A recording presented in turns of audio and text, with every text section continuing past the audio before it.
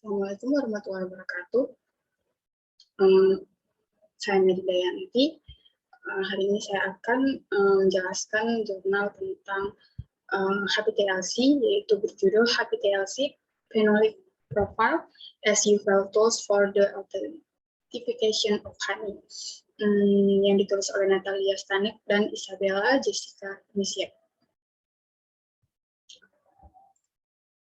Apa itu HPTLC? HPTLC adalah suatu metode kromatografi yang merupakan pengembangan dari TLC.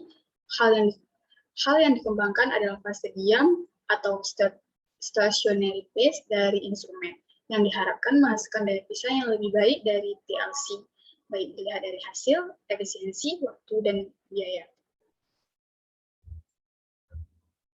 Berikut adalah gambar dari HPTLC yang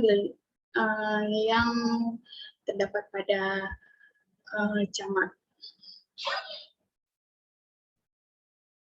Diagram skema untuk instrumen kromatografi lapis kinerja tinggi atau HPTLC terdiri dari sampel aplikator, chromatographic development, kemudian ada detektor yang menggunakan UV vis, kemudian ada TLC scanner, dan menggunakan aplikasi VisionCat software. Kemudian terbaca di plat dan menghasilkan kromatogram. Dan digunakan EquiScore untuk analisis datanya.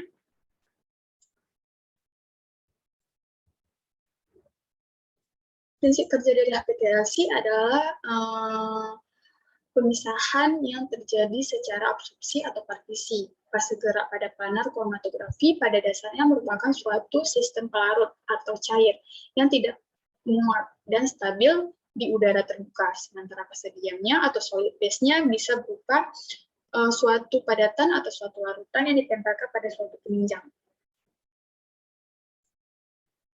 Berikut adalah jurnal yang digunakan untuk aplikasi HPTLC dalam penentuan senyawa fenolik yang terdapat dalam madu.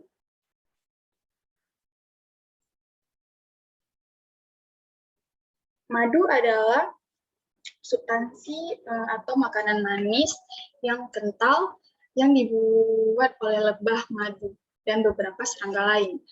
Dalam madu terdapat senyawa fenolik yang merupakan senyawa terpenting yang ada dalam madu. Polifenol pada madu berfungsi sebagai zat antibakteri, antiinflamasi, dan anti alergi, dan menjaga tubuh dan serangan yang bisa memicu penyakit kanker dan jantung. Metode umum yang sering digunakan adalah dengan menggunakan instrumen HPLC atau elektroforesis kapiler. Dalam jurnal ini, penentuan fenolik dari sampel madu dengan menggunakan HPTLC atau High Performance Thin Layer Chromatography sebagai metode deteksinya. HPTLC merupakan metode alternatif yang bisa digunakan sebagai identifikasi, walaupun HPLC masih menjadi favorit. HPTLC lebih sederhana, lebih fleksibel, lebih mudah diakses, dan lebih murah daripada metode lainnya. Tujuan dari penelitian ini adalah penentuan fingerprinting fenolat dengan HPTLC untuk menentukan pola karakteristik dalam pohon Milo, Soba, tanaman heather, dan pohon Pinus madu, dan juga menggunakan madu manuka. Adapun bahan dan metode yang digunakan, pertama ada sampel madu. Sampel madu terdiri dari 17 yang diambil dari 5 varietas madu yang berbeda, yaitu yang tadi ada tanaman Milo, tanaman heather, Soba, Pinus, pohon Pinus madu, dan manuka yang dianalisis. Madu dibagi menjadi 2 kategori, yaitu madu murni yang terdiri dari yang berasal dari varietas madu Milo yang dilambangkan sebagai W2 dan W3, H1 dan H2 yaitu tanaman heather, B1 yaitu Soba, M1 dan M2 yaitu manuka. dan madu dengan kandungan polen yang sedikit lebih rendah sekitar 45%, yaitu W1, W1, B2, dan B4. Sampel madu berasal dari tahun panen yang berbeda, yaitu rentan tahun 2015 sampai dengan tahun 2016. Sampel madu disimpan pada suhu 4 derajat Celcius dalam gelas. Sifat fisokimia, parameter fisikokimia yang dipilih yaitu berupa kadar air, pH, dan konduktivitas listrik. Berikut adalah hasil dari data karakteristik dari sampel yang terdiri dari 5 sampel yang berbeda, yaitu willow, heather, bucet atau soba, pohon pinus, dan juga manuka, yang diambil pada daerah yang berbeda-beda, yang terdapat pada tabel dan tahun yang berbeda. Dengan sampel kode itu terlihat pada tabel dengan polen, persen polen yang ada dalam tabel. Dengan kadar air, konduktivitas listrik, dan pH yang terdapat pada yang dapat dilihat pada tabel yang akan dijelaskan pada slide selanjutnya.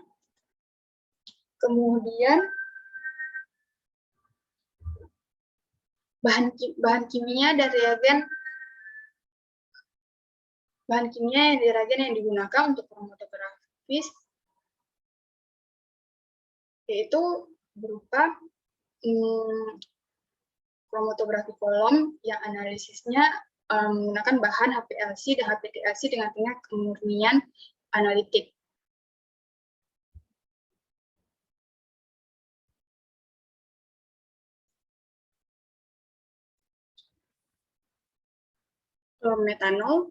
Etanol yang dari natrium fosfat hepahidrat, asam fosfat 85%, klorofom, etil asetat, asam format, digunakan larutan standar yang berupa krisin, myristicin, 3,4 asam dihidroksibenzoat, asam kafeat, asam klorogenat, asam elegik, asam ferulat, asam galik, asam p-komarit, asam rosmarinik, dan kurang lebih asam absisat.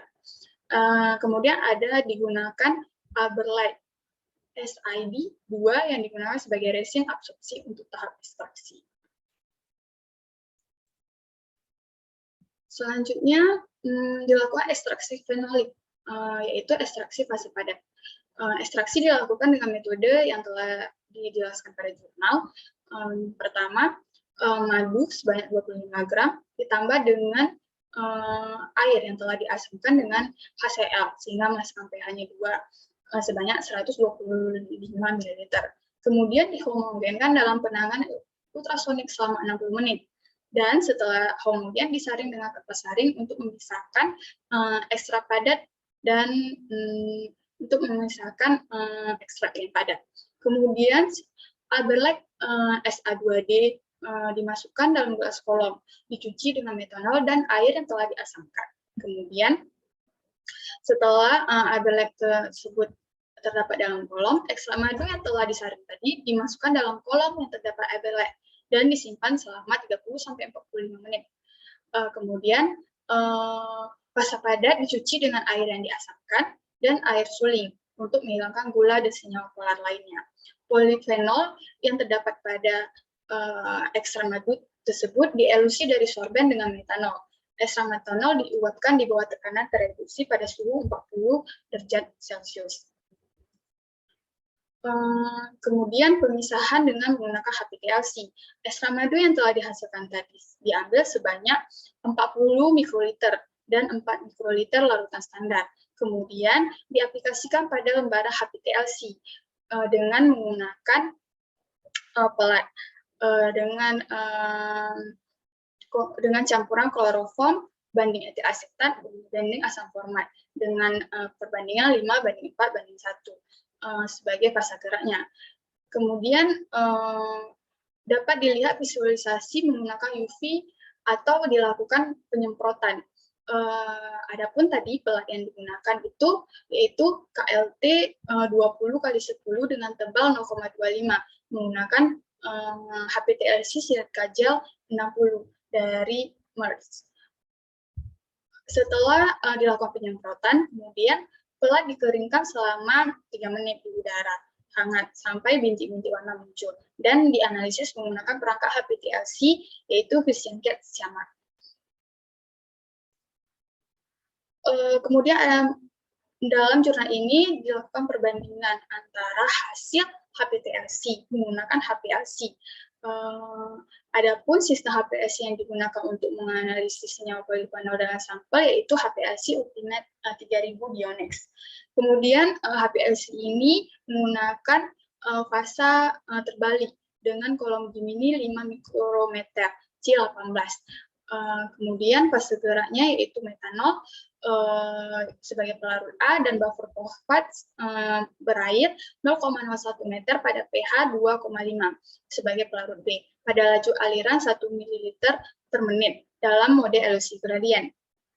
Pemisahan gradien yaitu rasio A banding rasio B meliputi 10-90% pada waktu 0, kemudian 40-60% pada waktu 13,5 menit, 90-10% pada waktu 39 menit, dan 100-0% dalam waktu 55 menit.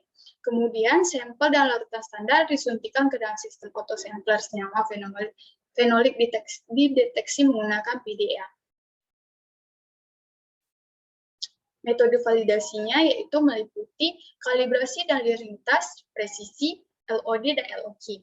Kalibrasi menggunakan semantik data yaitu 0,5, 0,05, 0,1, 0,5, 1, 5, 10, 100, dan 200 mikrogram per mililiter. Larutan standar untuk HPLC adalah metanol. Plot linier yang didapat pada rentang 0,05 sampai 200 mikrogram per mililiter dengan koefisien relasi lebih besar dari 0,9972. Kemudian presisi dilakukan atau pengulangan dilakukan sebanyak 3 kali pada hari yang sama selama 3 hari berturut-turut, 3 kali pengulangan setiap hari. RSD yang didapat lebih rendah dari 3,3% untuk senyawa yang dianalisis. Sedangkan LOD dan LOQ yang didapat, nilai LOD antara 0,010 sampai 0,218 mikrogram per mililiter, sedangkan nilai LOQ antara 0,029 dan 0,662 mikrogram per mililiter. Berikut adalah tabel untuk metode kalibrasi yang didapat dengan 11 sampel didapat nilai seperti yang telah dijelaskan, nilai korelasinya yaitu lebih besar dari 0,9972 dengan LOD, LOQ yang setelah disebutkan pada slide sebelumnya. Dengan presisi yang didapat kurang dari 3,3%.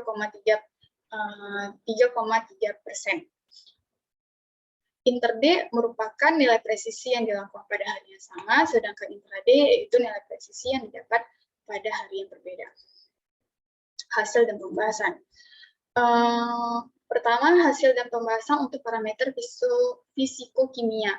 Parameter fisikokimia yang dianalisis meliputi kadar air, pH, konduktivitas listrik.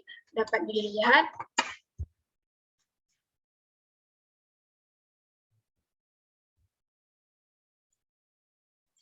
dilihat pada kadar air dalam madu adalah salah satu parameter yang penting, dan kadar dalam air tidak boleh melebihi 20% dalam madu, sesuai dengan peraturan kualitas internasional.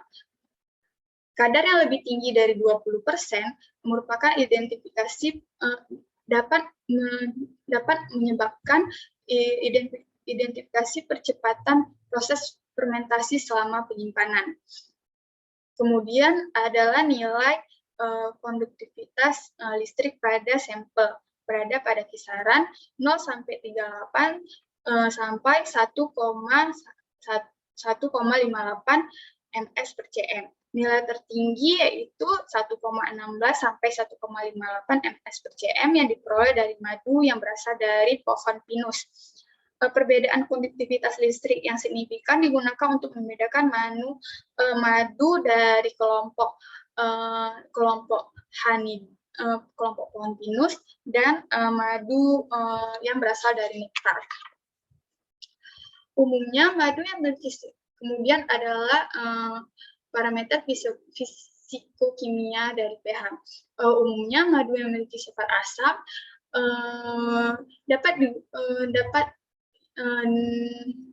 dalam yang digunakan madu yang dianalisis pH berkisaran antara 3,92 dan 4,62. pH tertinggi pada sampel madu yaitu pH pada madu honeydew atau madu berasal dari pohon pinus dan tanaman willow yang memiliki tingkat pH yang terendah. Tanaman willow merupakan madu yang memiliki tingkat pH yang paling rendah. Beberapa penulis menyebutkan pH mempengaruhi pada ekstraksi dan penyimpanan madu, tidak menentukan dari mana madu itu berasal. Kemudian kromatogram HPLC menunjukkan perbedaan komposisi kimia sampel madu dengan asal yang berbeda-beda. Semua ekstra madu diperkaya dengan senyawa fenolik dan polanya didominasi oleh pita biru, biru muda, biru tua, kuning, dan hitam. Analisis dari fingerprinting tergantung pada warna fluorens banyak senyawa fenolik dan menunjukkan senyawa tersebut hadir di beberapa sampel pada variasi madu. Yang misalnya pada standar chlorogenic acid dengan sampel madu yaitu W1, W2 atau Willow 1, Willow 2, Heather 1, Heather 2 dan honeydew 1 sampai honeydew 6. Pada panjang gelombang 256 nanometer, yaitu fingerprint yang terbaca warnanya biru muda, sedangkan pada lambda 3,66 nanometer yaitu warna biru dengan nilai retensinya yaitu 0,03. Begitupun selanjutnya yang bisa dilihat di tabel. Berikut adalah fingerprint yang terbentuk menunjukkan profil pita yang unik yang sesuai dengan fenolit yang dapat dianggap unik karena secara visual berbeda satu sama lain. Berikut adalah sampel dari W1 sampai W3, sampel madu yang mayoritas major band-nya atau RF-nya pada 0,3 menunjukkan warna biru muda, 0,05 menunjukkan warna juga biru muda, 0,13 warna biru, 0,4 warna kuning, 0,45 warna biru, dan 0,15 warna biru. 0,15 warna biru, 0,59 warna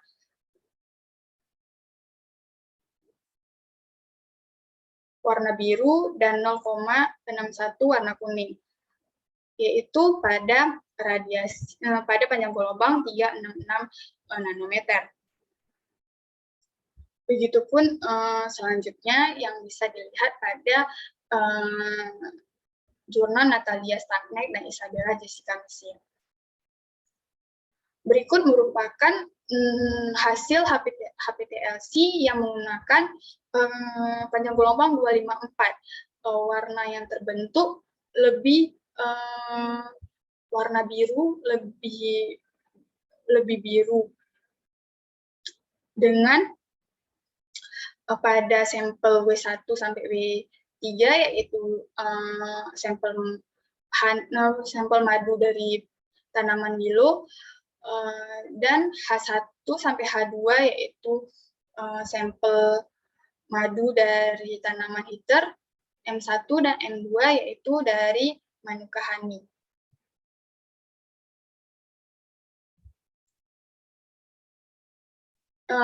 Ini merupakan hasil HPLC untuk kromatogram pada sampel dengan panjang gelombang 366 nanometer dengan sampel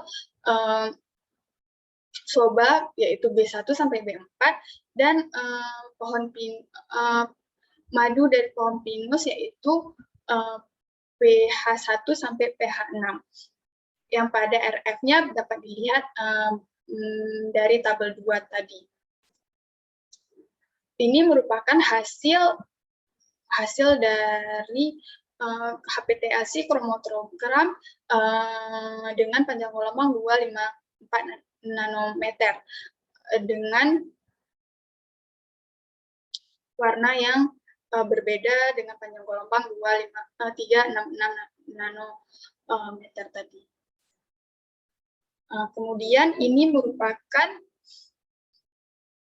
hasil dari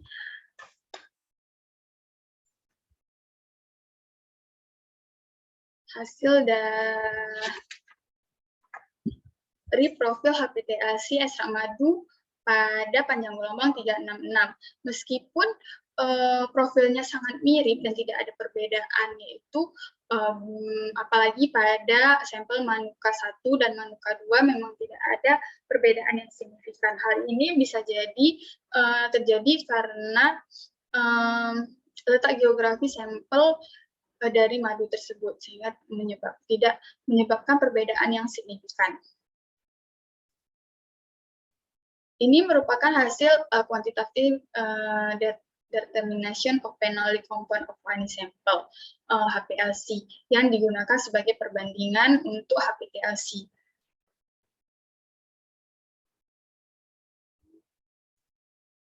Kemudian analisis data multivariat, yaitu penelitian ini bertujuan untuk mengetahui senyawa seperti asam fenolat, flavonoid, dan asam aksilat untuk mengidentifikasi madu berdasarkan varietasnya. Sampel madu diklasifikasi menjadi 3 klaster, yaitu klaster A, klaster B, dan klaster C. Klaster A berisi sampel Pinus honeydew.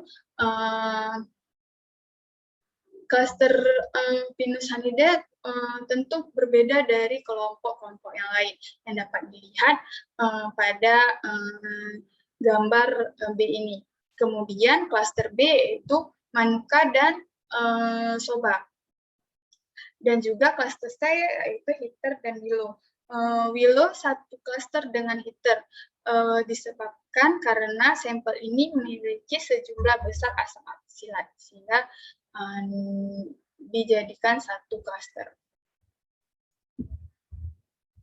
Kesimpulan, berdasarkan hasil penelitian yang telah dilakukan, dapat diambil kesimpulan bahwa HPLC menjadi metode pilihan untuk diferensiasi sampel botani seperti madu karena harga instrumen yang murah, waktu analisis yang singkat, rentan absorben dan pelarut yang luas, dan presisi dan akurasi yang baik.